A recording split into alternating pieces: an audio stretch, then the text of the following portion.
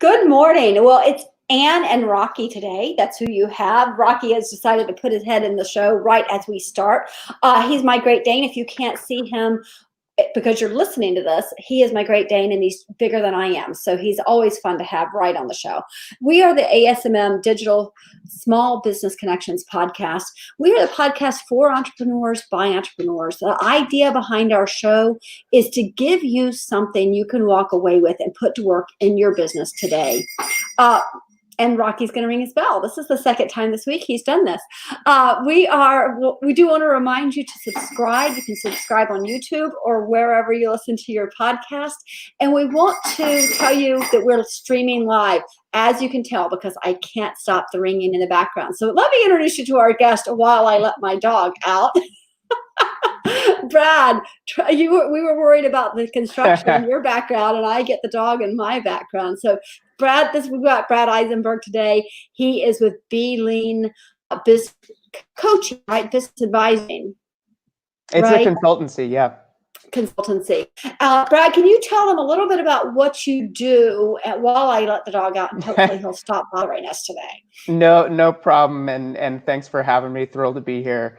So Be Lean, I work primarily with services-based small businesses and startups, and really help them mature their operations by building systems and structure that they need to operate efficiently, make data-driven decisions, and really have a framework upon which they can grow sustainably. So some of the things that I work on with my clients are building custom business applications, doing workflow automation, and really advising and assessing their business and advising them on how they can prioritize what they need to improve upon their business so they can be successful. Right. Well, and it's so important when you start a business, you think, especially when you start a consultancy type business or something like what we do, where we're bringing in a client, it's very heavy on the front end, right? If you can figure out how to automate some of those things so it's not so heavy, then it cuts a lot of your costs. It cuts a lot of your work, and you're not working every single weekend like I did when I started. Absolutely. So, all right. So tell us, that's not your background. Your background was in mechanical engineering. That's right. You've made your way from mechanical engineering to engineering businesses. How'd you do that? Yeah, absolutely. Like, when I was growing up, everyone told me that I would be an entrepreneur. But what I really wanted to do as a kid was design roller coasters. So, I had this, fun. I had this choice going into college at the University of Maryland of whether to be an engineer or a business major. And, I decided to go the engineering route because of that dream of being a roller coaster designer, thinking, I can always go back for an MBA if I change my mind. So that's what I did. And, I joined an interdisciplinary engineering and business program while I was there. And during that time in college, I really kind of fell in love with entrepreneurship. Started my first business in college, which I know we're going to talk about. And, after college, decided that I was going to pursue that business, and I joined another startup. And what I learned throughout my early years in entrepreneurship was that it takes more than a great idea and hard work to build a business. I thought I had a great idea at the time, and I worked incredibly hard.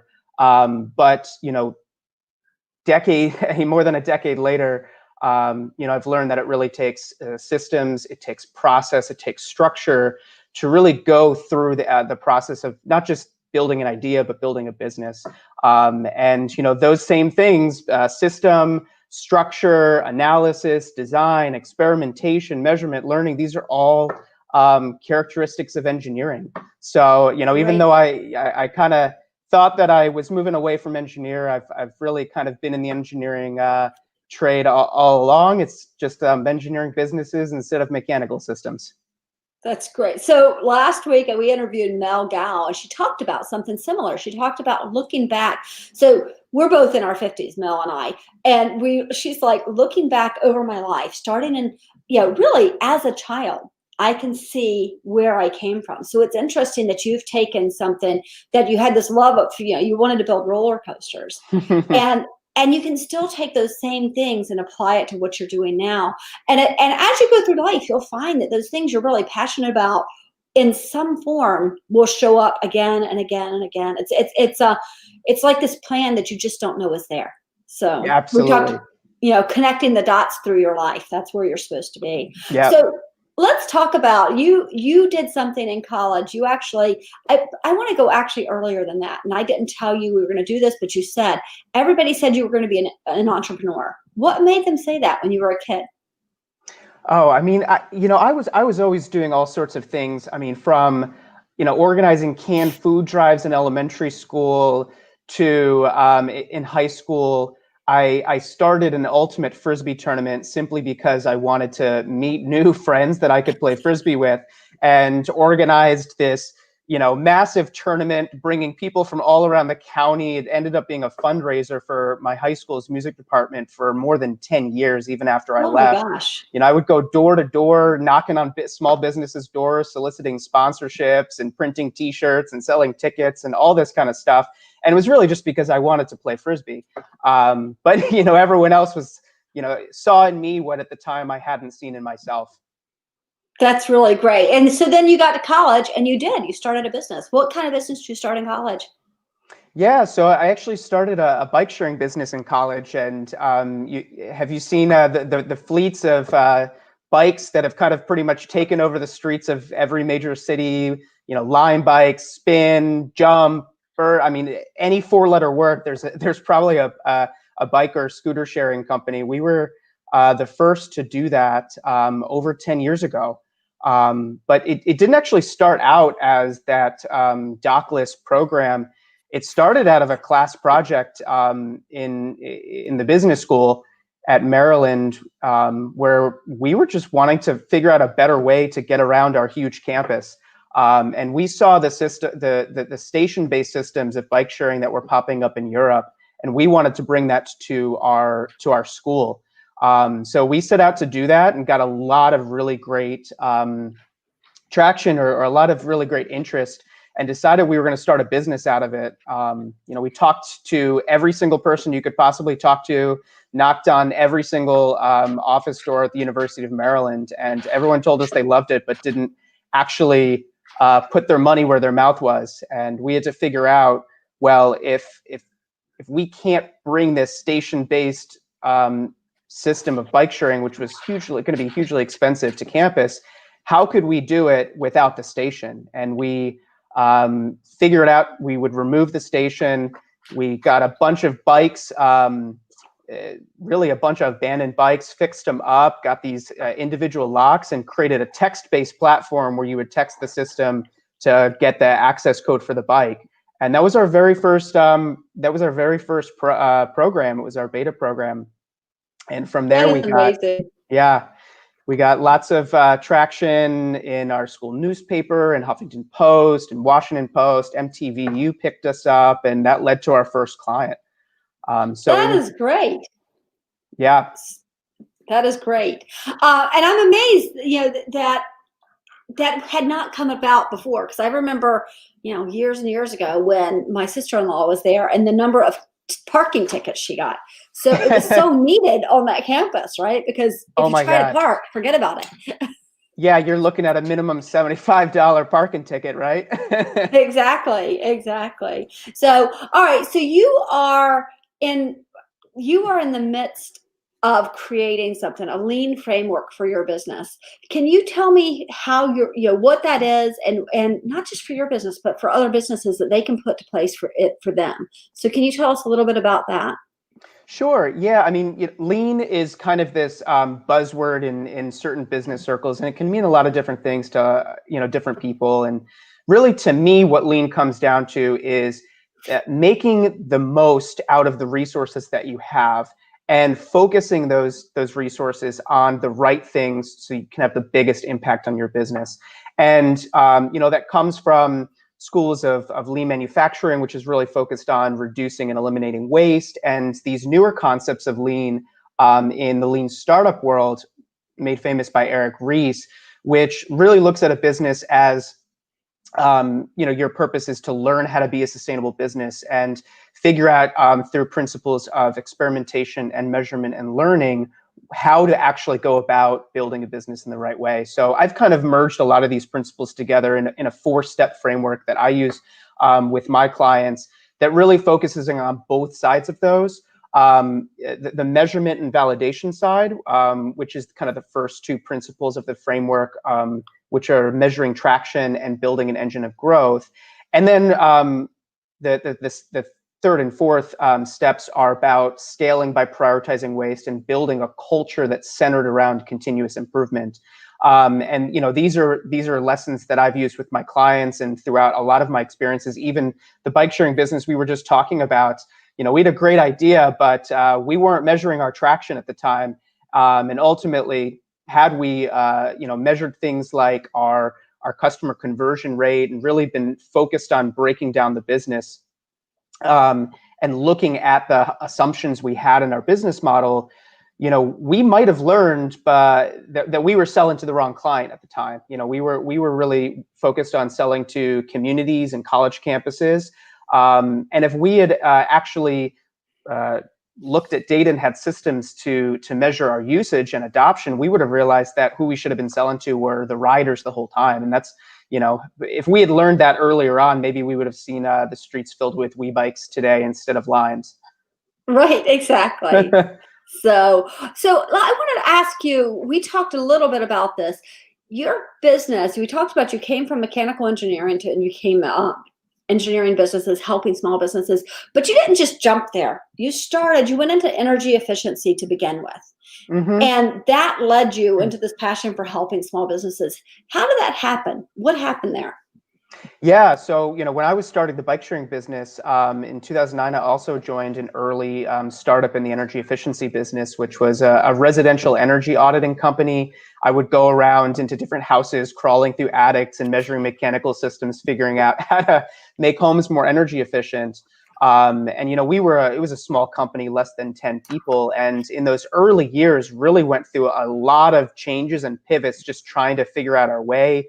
At one point, we thought we might be a software company. We had developed this homegrown product that we thought we could license to other contractors in the industry. And when that didn't work out, we actually were on the brink of bankruptcy. One payroll away from the company closing its shop when we got a break with some of the subsidized rebate programs here in Maryland.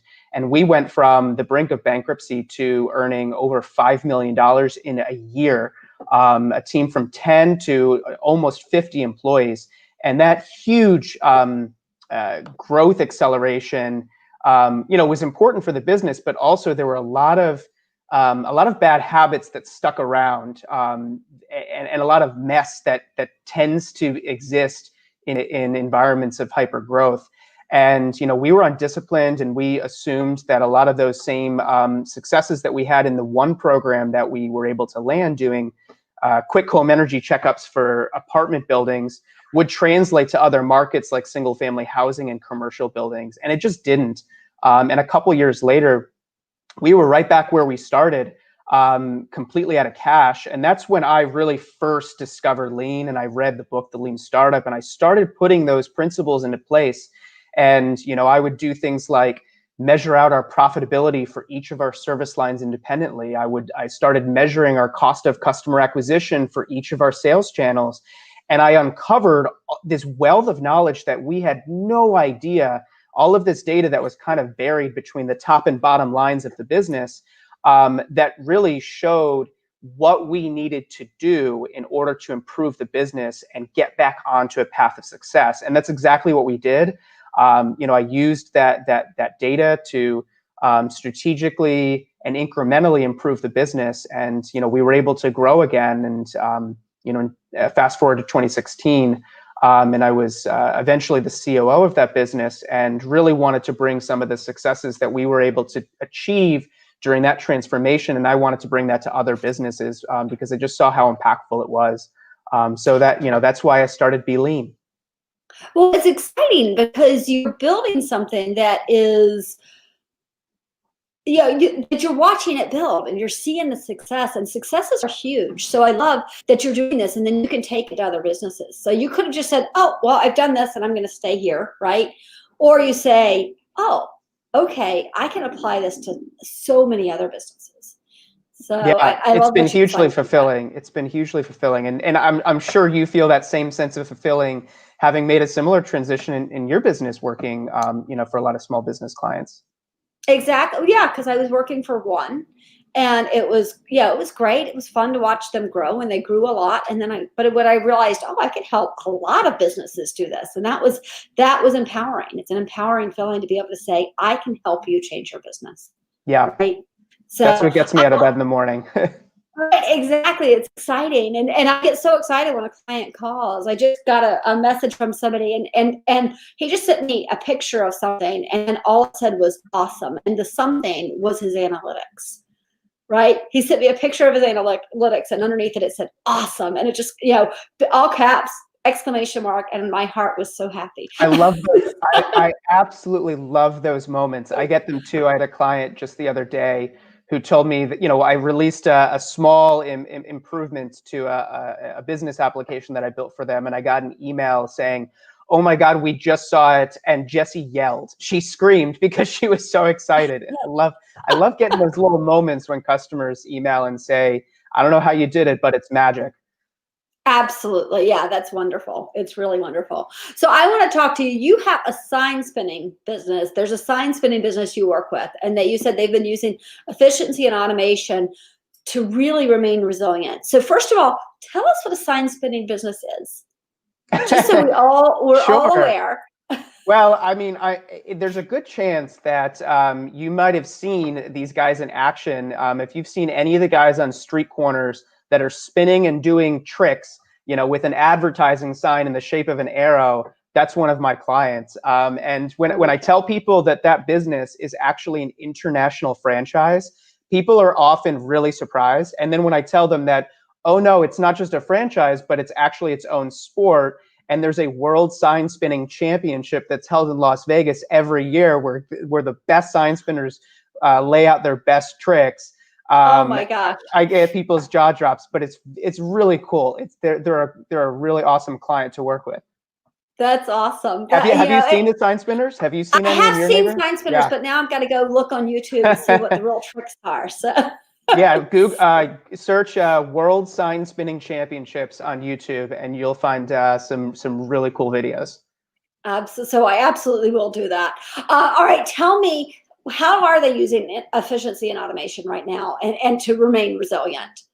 Sure. I mean, these guys are one of my favorite clients for a number of reasons. But I was talking earlier about the 4-step framework that I bring with my clients, and they really truly exemplify the fourth leg of the Lean framework, which is embracing a culture of continuous improvement. I've been working with this company for about 3 years now, and we've been identifying opportunities to make their business more efficient throughout that entire time. And we take a weakest link approach, where we find what is the thing that's the biggest problem area that has going to have the biggest impact, and we fix that, and then we move on to the next thing. We've been able to achieve automation in their scheduling process.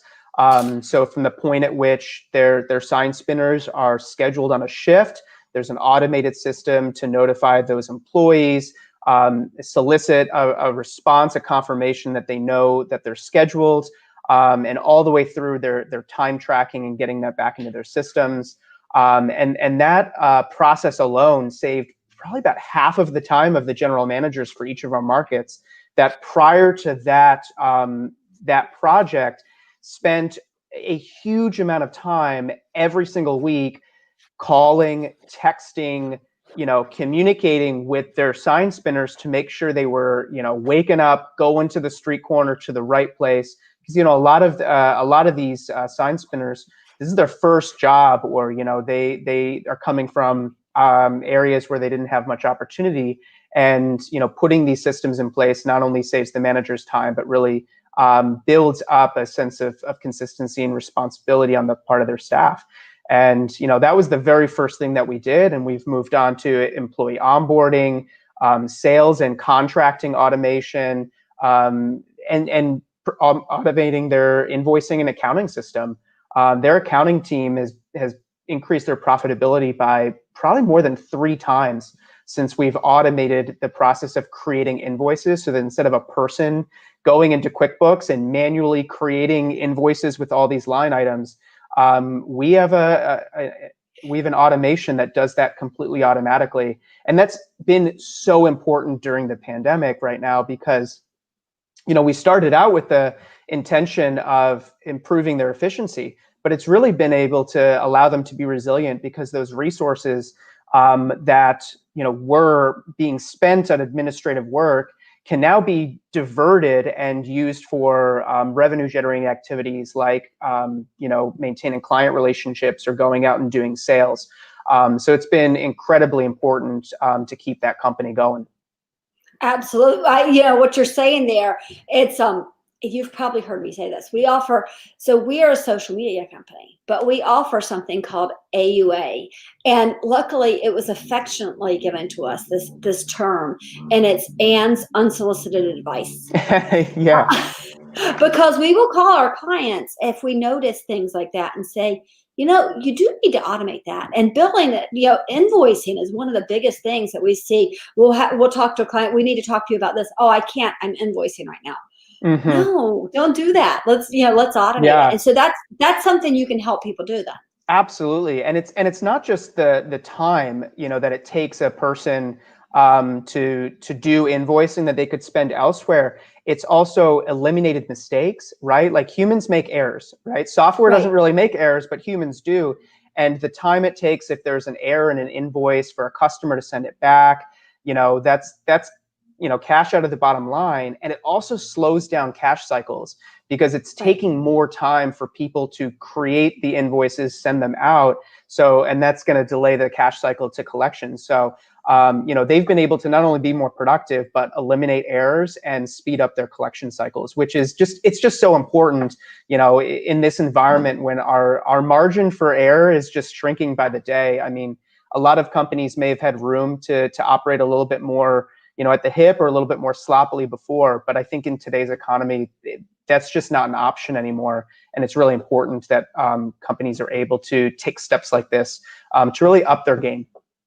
Yes. Yeah, no, I absolutely believe that. I absolutely believe it. All right. So you have behind you a shelf full of books. You have a shelf full of books. I do. You've mentioned one book already. You've mentioned The Lean Startup. Yeah. But what other books would you recommend to people to get started in really changing the way they do business? Yeah, I mean, The Lean Startup, I've mentioned it, but it was a hugely transformational book for me, right? It was a paradigm shift book, and those are the books that I love, right? So like a complete paradigm shifting book that not just teaches me, something new or a little tip or trick, but gets me to think in a different way. And Lean Startup did that for me by really giving me a framework and tools for how to go and execute and measure your business and experiment with your ideas so you can actually validate them. So I have to just harp on that more. I mean, some other books back here that were game changers for me were Good to Great by Jim Collins. Absolutely love that book. I think my favorite principle from that book was the hedgehog concept, which is really just about focus. It's asking yourself the question, what can my business be the best in the world at? What are we incredibly passionate about? And what's our economic denominator that we can grow upon? That was hugely transformational for me. And I think focus is so important. And I also have just some personal development books back there, and Stephen Covey's seven Habits for Highly Effective People. That was just a really impactful book for me to develop as a person.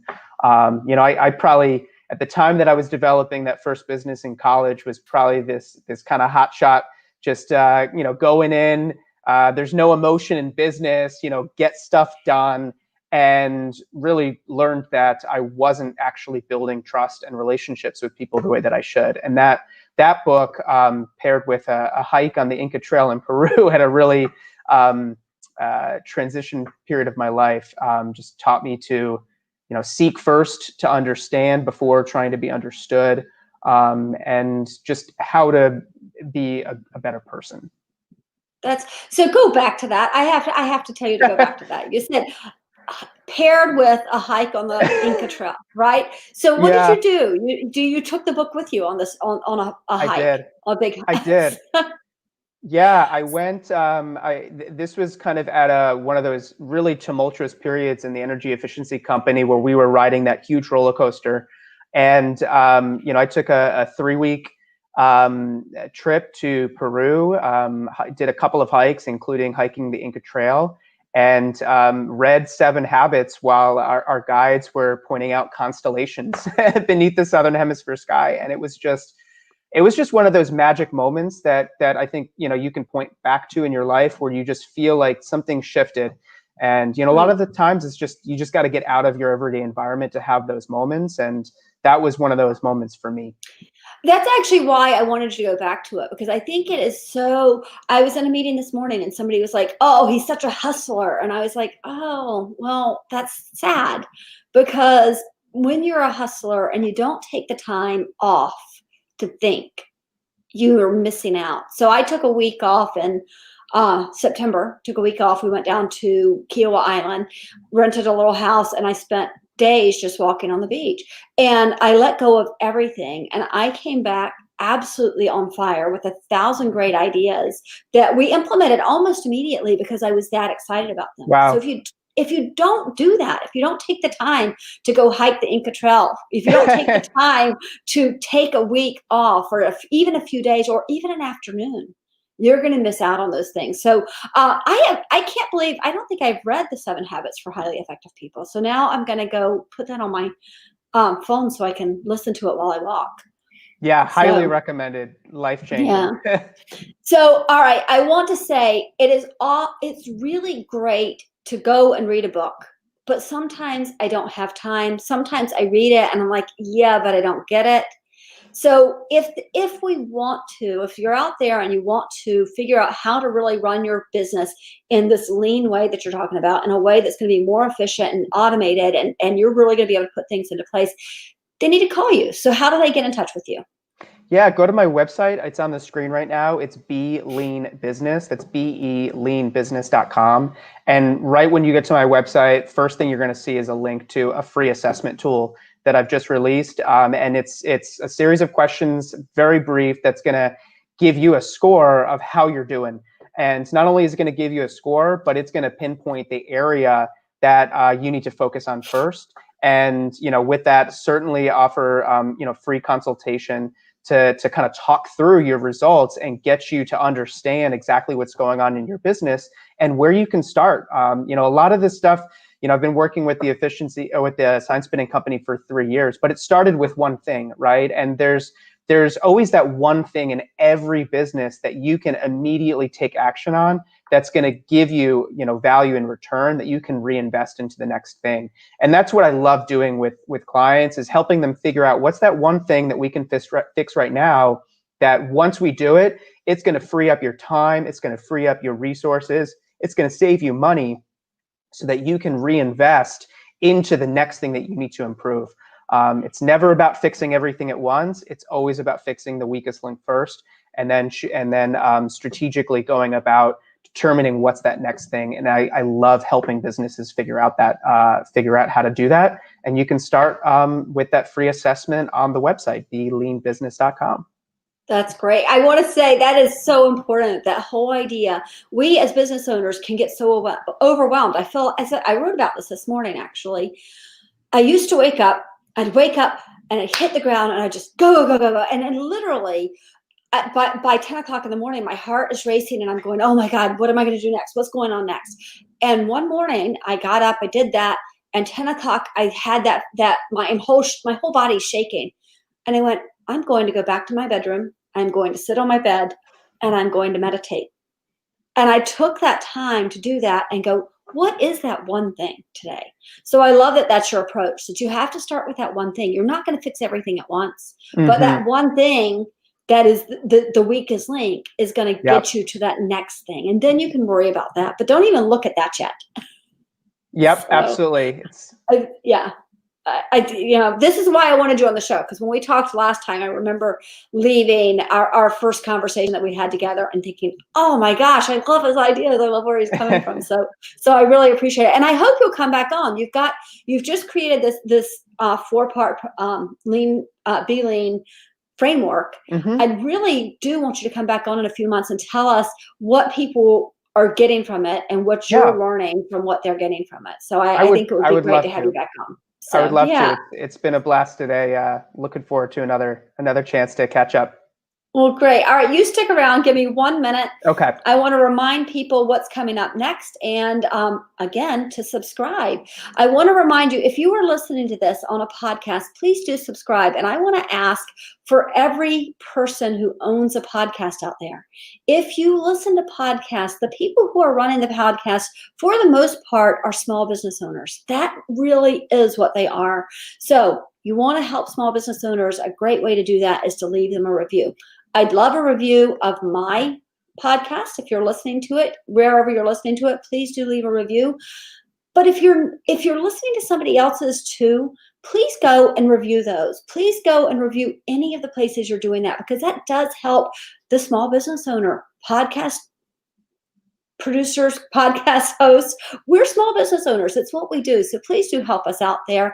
I also want to tell you what we've got coming up next. Monday, we've got Liz Teresa. She's going to talk about running an online business. And as we look at more, hopefully not shutdowns, complete shutdowns, but more businesses having to back off on letting people into their business as much, online business is really important. And if you're not doing that, if you haven't had that set up yet for your business, she's going to talk about how to do that, why it's important, and what benefits you're going to get from it. So do come back on Monday and listen in.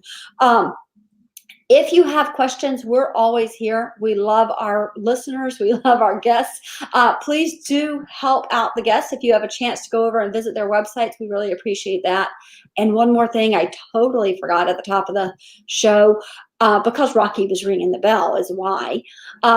We had a sponsor this week. It's Vince over at Chimney Tech. Chimney Tech is a chimney inspection and repair company. They do inspections, they do repair. They will make sure that your chimney is safe. Chimney fires are serious. When they happen, they usually happen behind the wall, so you don't necessarily see it happening, and that's why it can be so dangerous. So if you haven't had your chimney inspected this year, please do. Chimney Tech is in Anne Arundel County, Maryland. They're over in Glen Burnie. They serve Severna Park, Annapolis, Baltimore County, that area up that way. So if you have a chimney in your home before you have your first fire, please do have it inspected. Make sure that everything's okay in there, and make sure you use a company that's licensed and bonded and really known for their work. Chimney Tech's been in business for 26 years, so they are exactly that, licensed, bonded, and have a reputation for doing a phenomenal job. So please do visit their website, chimneytech.com.